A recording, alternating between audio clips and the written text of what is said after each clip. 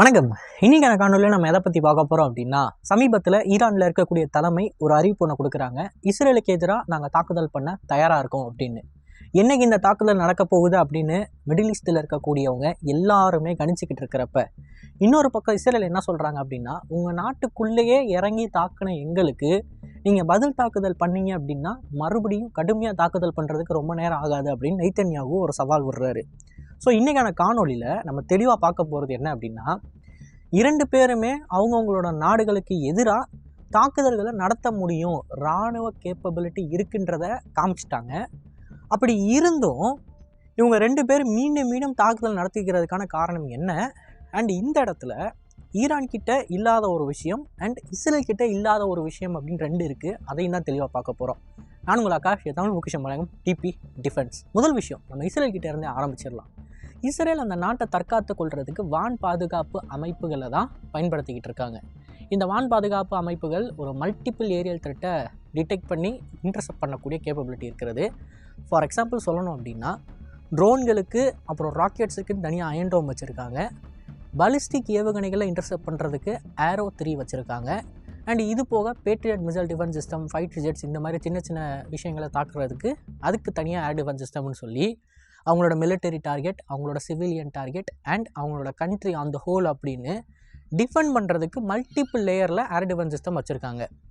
சில வருடங்களுக்கு முன்னாடி அயன் டோம் தான் உலகத்திலே தலை சிறந்த வான் பாதுகாப்பு அமைப்பு. இதை தாண்டி இஸ்ரேலை யாராலையும் தாக்க முடியாது அப்படின்னு நிறைய பேர் பேசிக்கிட்டு இருந்தாங்க.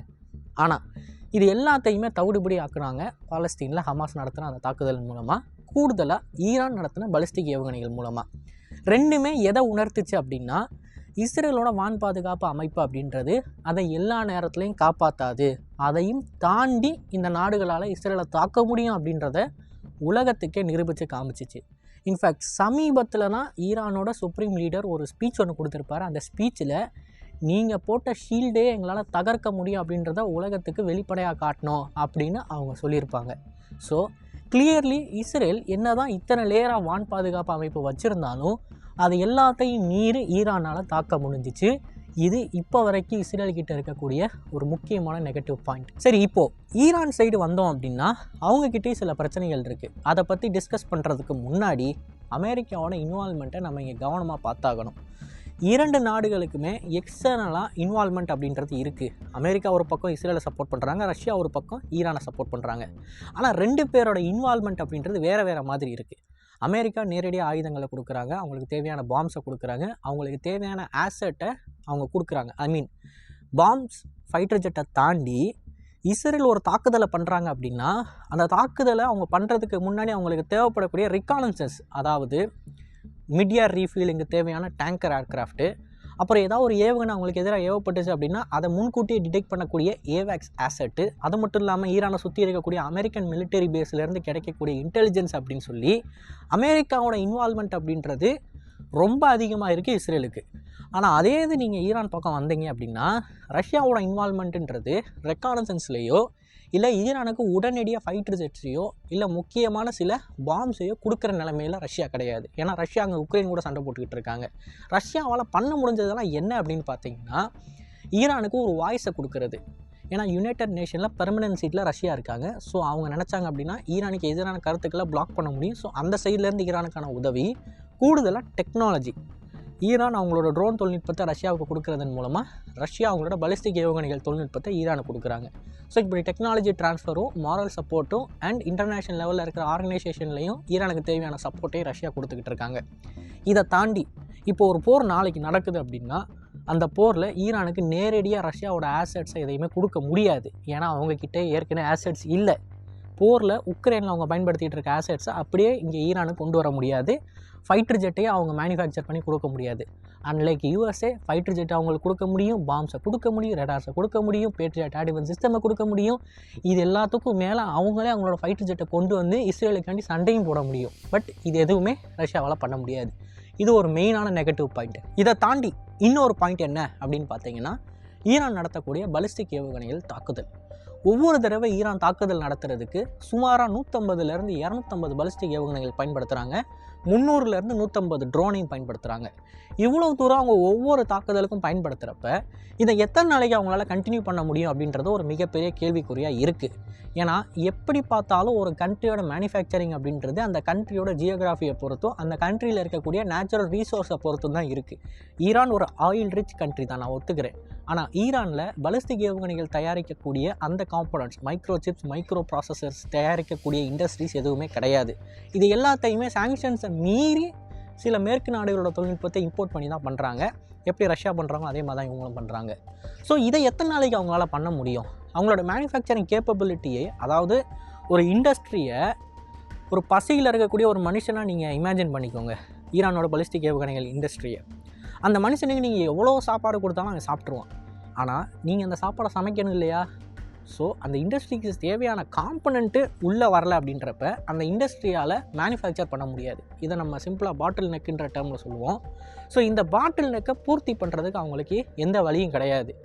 நேரடியாக போய் அமெரிக்கா கூட டைப்பை வச்சு உங்கள் கம்பெனி மேனுஃபேக்சர் பண்ண சிப்பெல்லாம் கொடுங்க அப்படின்னு கேட்டால் அவங்க கொடுத்துருவாங்களா? இல்லை. அதே மேனுஃபேக்சர் பண்ணக்கூடிய சிப்பை வேறு ஏதாவது ஒரு தேர்ட் பார்ட்டி மூலமாக தான் அவங்க இம்போர்ட் பண்ணணும். ஸோ இந்த இம்போர்ட் ரெஸ்ட்ரிக்ஷன் அப்படின்றது அவங்களோட பாலிஸ்டிக் ஏவுகணைகள் கேப்பபிலிட்டியை ஒரு லெவல்லேருந்து இன்னொரு லெவலுக்கு போக விடாமல் தடுக்குது. இது எந்த அளவுக்கு அவங்களை இம்பேக்ட் பண்ணும்? ஏன்னா ஒவ்வொரு தடவையும் 150 பாலிஸ்டிக் ஏவுகணை, 250 பாலிஸ்டிக் ஏவுகணை அனுப்பிக்கிட்டே இருக்க முடியாது இல்லையா? இது ஒரு இடத்துல வந்து முடியும். அந்த முடிகிற இடம் அப்படின்றது ஈரானுக்கு மிகப்பெரிய நெகட்டிவ். அண்ட் இன்னொரு முக்கியமான விஷயம் அப்படின்னு பார்த்தீங்கன்னா யூஎஸ் மிலிட்டரியோட மிலிட்டரி ஆசெட்ஸ் தான். ஈரான் அவங்களோட பாலிஸ்டிக் ஏவுகணைகளை நேராக எடுத்து வச்சு அதை ஒரு இடத்துலேருந்து இஸ்ரேலுக்கு லான்ச் பண்ணுறத முன்கூட்டியே அமெரிக்காவால் தெரிஞ்சுக்க முடியுது, சேட்டலைட்ஸ் மற்றும் அந்த இடத்துல இருக்கக்கூடிய அவங்களோட இராணுவ பேசஸ் மூலமாக. இந்த ஒரு முக்கியமான தகவலை முன்கூட்டியே இஸ்ரேலுக்கு அவங்க சொல்லிட்டாங்க அப்படின்னா இந்த ஏவுகணைகள், சப்போஸ் நான் ஒரு உதாரணத்தோடு சொல்கிறேன், ஈரான்லேருந்து ஒரு பாலிஸ்டிக் ஏவுகணைகள் அந்த டிஸ்டன்ஸை ட்ராவல் பண்ணுறதுக்கு சில நிமிஷங்கள் ஆகும். அண்ட் அந்த டிஸ்டன்ஸை ட்ராவல் பண்ணி வர்றப்ப இஸ்ரேலில் இருக்கக்கூடிய அந்த டார்கெட்டுன்றது அந்த இடத்துல தான் இருக்கணும். அதை விட்டு அந்த டார்கெட் நகர்ந்துருக்கக்கூடாது. ஏன்னா பாலிஸ்டிக் ஏவுகணைகள் நகர்ந்துக்கிட்டு இருக்கிற டார்கெட்டை அழிக்காது. ஏற்கனவே ஒரு இடத்துல ஸ்டேஷனரியாக நிற்கிற டார்கெட்டுக்கு எதிராக தான் அதை ஏவ முடியும். அப்படியே நம்ம ஏவினாலும் ஒரு டார்கெட்டை அடிக்கிறதுக்கு நம்ம ஒரு 10 ஏவுகணையாவது ஏவி ஆகணும். ஏன்னா அது எதுவுமே அக்யூரேட் கிடையாது. பாலிஸ்டிக் ஏவுகணைகள் அக்யூரேட் கிடையாது. ஸோ ஈரான் அங்கேருந்து அந்த ஏவுகணைகள் தயார்படுத்தி அதை ஒரு இடத்துல வச்சு லான்ச் பண்ணதுக்கப்புறமா அது இங்கே வர்றதுக்கு சில நிமிஷங்கள் ஆகும். இந்த கேப்பை அமெரிக்கா முன்கூட்டியே தெரிஞ்சுக்கிறாங்க அப்படின்றதுனால அங்கே இருக்கக்கூடிய இஸ்ரேல் டார்கெட்ஸை அவங்க நகர்த்திடுறாங்க. ஸோ இந்த சினாரியோவை கொஞ்சம் கற்பனை பண்ணி பாருங்கள். நீங்கள் ஈரான் ஒரு கமாண்டர், உங்களுக்கு எந்தெந்த டார்கெட் அடிக்கணும் அப்படின்ற லிஸ்ட்டு வந்துருச்சு. லிஸ்ட்டு வந்ததுக்கப்புறமா நீங்கள் ஒரு ஃப்ளைட் பாத்தை டிசைட் பண்ணணும். அதாவது உங்களோட ஏவுகணை எந்த பாதை வழியாக போனால் அப்படின்னா இந்த டார்கெட்டை சீக்கிரம் அடிக்க முடியும் அப்படின்றத நீங்கள் முடிவு பண்ணணும். முடிவு பண்ணிவிட்டு எந்த இடத்துலேருந்து உங்களோட ஏவுகணைகளை லான்ச் பண்ணணும் அப்படின்றத நீங்கள் முடிவு பண்ணணும். அந்த இடத்துக்கு ஏவுகணைகளை நகர்த்தி கொண்டு போகணும். ஏன்னா எல்லா நேரமும் உங்களுக்கு ஏவுகணை லான்ச் பண்ணுறதுக்கு தயாராக இருக்காது. அதை தயார்படுத்துறதுக்கு ஒரு நேரம் தேவை. அதை எங்கேருந்து லான்ச் பண்ணணுமோ அந்த இடத்துக்கு டிரான்ஸ்போர்ட் பண்ணுறதுக்கு ஒரு நேரம் தேவை. ஸோ இதெல்லாம் பார்த்தீங்க அப்படின்னா சில மணி நேரங்கள் ஆகும். சில மணி நேரங்களுக்கு முன்னாடியே அவங்க பிளான் பண்ணி அந்த டார்கெட்டை அவங்க கைக்கு கொடுத்துருவாங்க. அதுக்கப்புறம் தான் இது நடக்கும். ஸோ இப்போ இந்த ஏவுகணைகளை ஒரு இடத்துல இன்னொரு இடத்துக்கு டிரான்ஸ்போர்ட் பண்ணுறதையே அமெரிக்காவால் பார்க்க முடியும். அப்படின்றப்ப இவங்க இந்த ஏவுகணைகளை லான்ச் பண்ண போகிறாங்கன்ற தகவல் இஸ்ரேலுக்கு கொடுக்கப்படுது. அண்ட் இஸ்ரேல் உட்காந்து என்ன பண்ணுவாங்க அப்படின்னா, இப்போ இவங்க இந்த ஏவுகணையை இங்கேருந்து ட்ரான்ஸ்போர்ட் பண்ணி அங்கே கொண்டு போய் அந்த ஏவுகணையை லான்ச் பண்ணி அது நம்மளை வந்து தாக்குறதுக்கு சில மணி நேரங்கள் ஆகும். அந்த கேப்பில் இந்த இடத்த நம்ம காலி பண்ணிடுவோம் அப்படின்னு சொல்லி இஸ்ரேலோட முக்கியமான மிலிட்டரி ஃபெசிலிட்டிஸ் எல்லாத்தையுமே காலி பண்ணிடுவாங்க. அந்த இடத்துல மக்கள் இருந்தாங்க அப்படின்னா அவங்கள பங்கருக்குள்ளே போக சொல்லுவாங்க. இல்லை எக்யூப்மெண்ட்டை டார்கெட் பண்ணுறாங்க அப்படின்னா F-35 ஏர்பேஸ் இருக்குது. அந்த ஏர்பேஸில் இருக்கிற எல்லா விமானங்களையும் அங்கேருந்து அப்புறப்படுத்திடுவாங்க. சிம்பிளாக சொல்லணும் அப்படின்னா ஈரானோட ஒரு பாலிஸ்டிக் ஏவுகணை F-35 டார்கெட் பண்ணுச்சு அப்படின்னா அது F-35 வந்து அடிக்கிறதுக்கு முன்னாடி அங்கே இருக்கிற F-35 எல்லாம் பறந்துக்கிட்டு இருக்கும் வானத்தில். ஸோ இப்படி ஈரான் பண்ணக்கூடிய தாக்குதலில் முன்கூட்டியே அமெரிக்காவால் தெரிஞ்சிக்க முடியும் அப்படின்றது அவங்களுக்கு இருக்கிற கடைசி பிரச்சனை. இப்போ இந்த எல்லா பிரச்சனையும் சமாளித்து இஸ்ரேலுக்கு ஒரு ரிவெஞ்ச் அட்டாக்கை அவங்க பண்ணுறாங்க அப்படின்னா அவங்க தரக்கூடிய ஒரு எக்ஸ்ப்ளனேஷன் அப்படின்றது, நீங்கள் எங்களை ஹர்ட் பண்ணிங்கன்னா நான் உங்களை பதிலுக்கு ஹர்ட் பண்ண முடியும் அப்படின்றது தான். அண்ட் இஸ்ரேலுக்கு எதிராக இருக்கக்கூடிய நாடுகள், அந்த டைமில் அங்கே இருக்கக்கூடிய மக்கள் நிறைய பேர் இருப்பாங்க. அந்த மக்களுக்கு ஒரு சிம்பிள் ஆஃப் ஹோப்புன்னு கூட நம்ம வச்சுக்கலாம். ஸோ ஈரான் பண்ணுற தாக்குதல் அப்படின்றது எந்த வகையிலையும் இஸ்ரேலி இராணுவ கேப்பபிலிட்டியை காலி பண்ணாது. அதற்கு மாறாக அங்கே இருக்கக்கூடிய மக்களுக்கு ஒரு நம்பிக்கை கொடுக்கும். அப்போ இஸ்ரேலை எந்த வகையில் இராணுவத்தில் ஈரானால் சமாளிக்க முடியாதா அப்படின்னு நீங்கள் கேட்டிங்கன்னா முடியும். அதை பல வருடங்களாக அவங்க பண்ணிக்கிட்டு இருக்காங்க அவங்களோட ப்ராக்சிஸின் மூலமாக. ஸோ ஆக்சுவலாக இஸ்ரேலை அடிக்கணும் அப்படின்னு நினச்சாங்கன்னா ஈரான் என்ன பண்ணுவாங்கன்னா ஹெஸ்புல்லாவுக்கோ இல்லை அங்கே பாலஸ்தீனில் இருக்கக்கூடிய ஹமாஸுக்கோ தேவையான ஆயுதங்களையும் ஃபண்டிங்கையும் இன்க்ரீஸ் பண்ணி விடுவாங்க. இவங்க இஸ்ரேலி ஆர்மியை டைரெக்டாக சண்டை போட்டு அந்த இடத்துல ஈரான் பண்ணக்கூடிய வேலையை பார்த்துக்குவாங்க. பட் அதை தாண்டி வெளியே இருக்கக்கூடிய மக்களுக்கு ஈரான் இஸ்ரேலுக்கு எந்த வகையிலும் குறைஞ்ச நாடு கிடையாது அப்படின்றத அவங்க காட்டணும்னா இந்த மாதிரி ஏவுகணைகள் ஸ்ட்ரைக்கை பண்ணி தான் ஆகணும். ஸோ இதுக்கடுத்து ஒரு ஏவுகணை ஸ்ட்ரைக் நடந்தாலும் அந்த ஸ்ட்ரைக்கு இஸ்ரேலோட முக்கியமான கிரிட்டிக்கல் இன்ஃப்ராஸ்ட்ரக்சரை எந்த வகையிலையும் பாதிக்காது. ஏன்னா அந்த ஸ்ட்ரைக் வரதுக்கு முன்னாடி தான் உங்களுக்கு தெரிஞ்சிருமே. ஸோ அதற்கு மாறாக ஈரானுக்கு ஆதரவாக இருக்கக்கூடிய நபர்களுக்கு ஒரு நம்பிக்கை கொடுக்கும். அண்ட் இஸ்ரேலை எந்த இடத்துல அடிக்கணுமோ அந்த இடத்துல ஹெஸ்புல்லா மூலமாகவும் ஹமாஸின் மூலமாகவும் ஊத்திக்கள் மூலமாகவும் ஏற்கனவே ஈரான் பண்ணிக்கிட்டு தான் இருக்காங்க. ஊத்திக்கள் இஸ்ரேலுக்கு போகிற எல்லா கப்பலையும் டார்கெட் பண்ணுறாங்க. அவங்க இஸ்ரேலுக்கு போகிற கப்பலை மட்டும் டார்கெட் பண்ணுறாங்களான்னு கேட்டிங்கன்னா அது ஒரு பெரிய டாப்பிக்கு. அவங்க எல்லா கப்பலையும் அடிக்கிறாங்கன்னா நிறைய பேர் சொல்லிக்கிட்டு இருக்காங்க. அண்ட் நம்மளும் ரிப்போர்ட்ஸ் பார்த்துக்கிட்டு இருக்கோம். இஸ்ரேலுக்கு சம்மந்தம் இல்லாத கப்பல்லாம் அடிக்கிறாங்க. பட் இஸ்ரேலுக்கு போகிற எல்லா கப்பலையும் அவங்களால இப்போ வரைக்கும் டெஸ்ட்ராய் பண்ண முடியலை.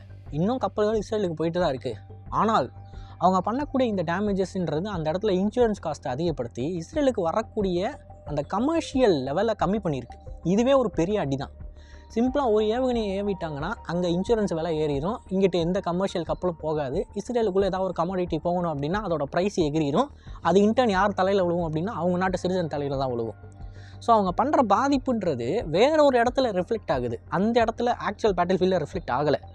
ஆனால் அதை நம்ம புரிஞ்சிக்கணும். பட் அதை நம்ம புரிஞ்சிக்காமல் என்ன பண்ணுறோம் அப்படின்னா அந்த இடத்துல இருக்கிறத மட்டும்தான் பேசிக்கிட்டு இருக்கோம். அந்த இடத்துல எத்தனை கப்பல் மூழ்கி இருக்குது, அந்த இடத்துல எந்த கப்பலை தாக்கியிருக்காங்கன்னு மட்டும்தான் பேசிக்கிட்டு இருக்கோம். பட் இங்கே நடந்துக்கிட்டு இருக்கிறத நம்ம பேச மாட்டோம். இதுதான் கான்செப்ட். இவங்க 2 பேரும் மாறி மாறி அடிச்சுக்கிறதுக்கு இதுதான் உண்மையிலே நடக்கக்கூடிய ரிசல்ட்ஸு. அண்ட் இஸ்ரேல் நடத்தின தாக்குதலில் நிறைய இடங்கள் பாதிக்கப்பட்டிருக்கு. ஈரானோட ஆயில் ஃபெசிலிட்டி, ஈரானோட ட்ரோன்ஸ் மேனுஃபேக்சரிங் இண்டஸ்ட்ரி, அவங்களோட பாலிஸ்டிக் ஏவுகணைகள் இண்டஸ்ட்ரி, அவங்களோட ஏர் டிஃபென்ஸ் சிஸ்டம், இது எல்லாத்தையுமே இஸ்ரேல் டார்கெட் பண்ணியிருக்காங்க. ஏர் டிஃபென்ஸ் கமாண்டே அடிச்சிருக்காங்க. தெஹரானை தாண்டியும் தெஹரானுக்குள்ளேயும் இருக்கக்கூடிய டார்கெட்ஸை அடிச்சிருக்காங்க. ஸோ கிளியராக எந்தெந்த டார்கெட்டை அடிச்சிருக்காங்க அப்படின்றதுக்கான சேட்டலைட் இமேஜ் அப்படின்றதும் வெளியாகிருச்சு. இது இப்போது நமக்கு இர்ரெஃப்யூட்டபிளான ஒரு எவிடன்ஸாக இருக்குது. இதை மறுக்க முடியாத உண்மை அப்படின்னு கூட நம்ம சொல்லலாம். ஏன்னா பப்ளிக்காக யார் வேணாலும் போய் சேட்டலைட் இமேஜை கம்பேர் பண்ணி பாருங்கள், முன் பின் அப்படின்னு உங்களுக்கே தெரியும், இடம் கறி இருக்கும். ஸோ இப்படி எல்லாருக்குமே இன்ஃபர்மேஷன் வெளியே வந்துருச்சு அப்படின்ற காரணத்தினால தான் ஈரான் ஃபோர்ஸ் பண்ணப்பட்டிருக்காங்க அடுத்து ஒரு ரிட்டாலியேஷன் பண்ணுறதுக்கு. ஏன்னா இப்போது இஸ்ரேல் உள்ளே அடிச்சிட்டாங்கன்றப்ப ஈரான் எதுவுமே பண்ணாமல் இருந்தால் அவங்க ஒரு வீக்கான கண்ட்ரியாக ப்ரொஜெக்ட் ஆகிரும் இல்லையா. ஸோ அவங்க திருப்பி கண்டிப்பாக தாக்குவாங்க. அதுக்கு பதில் தாக்குதலை இஸ்ரேல் பண்ணுவாங்களா, அதுக்கு எப்படி இஸ்ரேல் ரெஸ்பாண்ட் பண்ண போகிறாங்க அப்படின்றத நம்ம பொறுத்திருந்து பார்க்கணும். அண்ட் இதில் கூடுதலாக இன்னொரு பாயிண்ட்டை நம்ம ஆட் பண்ண விரும்புகிறோம். B-52 பாம்பர்ஸ் மிடில் ஈஸ்ட்டுக்கு போகுது. அண்ட் அடிஷ்னல் ஏரியல் ரீஃப்யூவலிங் டேங்கர்ஸும் மிடில் ஈஸ்ட்டுக்கு அனுப்பப்படுது அமெரிக்கா மூலமாக. இது எல்லாமே அமெரிக்கன் ஆசெட்ஸ், இதெல்லாம் இஸ்ரேலோட ஆசெட் கிடையாது. அடிஷ்னலாக ஃபியூல் டேங்கர்ஸும் B-52 போகுது அப்படின்னா அதற்கான தெளிவான அர்த்தம் அடுத்த தடவை இஸ்ரேல் ஒரு ரிட்டாலியேஷன் பண்ணுறாங்க அப்படின்னா அது இந்த மாதிரி கம்மியாக இருக்காது, கடுமையாக இருக்கும் அப்படின்றது தான். அடுத்து அவங்க பண்ண போகிற ஸ்ட்ரைக் பேக்கேஜில் கூடுதலான ஃபைட்டர் ஜெட்ஸ் இருக்கும். அதை சப்போர்ட் பண்ணுறதுக்கு தான் ஏரியல் டேங்கர்ஸ் எக்ஸ்ட்ராவாக போயிருக்கு. அண்ட் கூடுதலான ஏர் லான்ச்டு பாலிஸ்டிக் ஏவுகணைகள் இருக்கும், அதை சப்போர்ட் பண்ணுறதுக்கு தான் B-52 பாம்பர்ஸ் போயிருக்கு. ஸோ இது இன்னொரு லெவலுக்கு போகும் அப்படின்றதுல எந்த விதமான சந்தேகமும் இல்லை. பட் இதுக்கு ஈரான் எப்படி ரெஸ்பாண்ட் பண்ணுறாங்கன்றதை நம்ம பொறுத்து பார்ப்போம். ஸோ இந்த மாதிரியான தகவல்கள் நிறைய தெரிஞ்சுக்கணும் அப்படின்னு நினச்சிங்கன்னா டிவிடியோன்ஸ் பேஜை ஃபாலோ பண்ணிக்கோங்க. அண்ட் இதை பற்றி உங்களோட தனிப்பட்ட கருத்துக்களையும் கமெண்ட்ஸில் பதிவிடலாம். அடுத்த காணொலியில் இஸ்ரேல் இந்த தாக்குதல் எப்படி பண்ணியிருக்காங்க, அவங்க பயன்படுத்துகிற முக்கியமான ஆயுதங்களும் ஈரானோட பவர் 373 அப்படின்ற ஏர் டிஃபென்ஸ் சிஸ்டம் எப்படி வேலை செஞ்சுருக்குன்றதையும் தெளிவாக பார்க்கலாம். நல்லதை இப்போ நல்ல சமுதாயத்தை வரக்கும். நன்றி, வணக்கம்.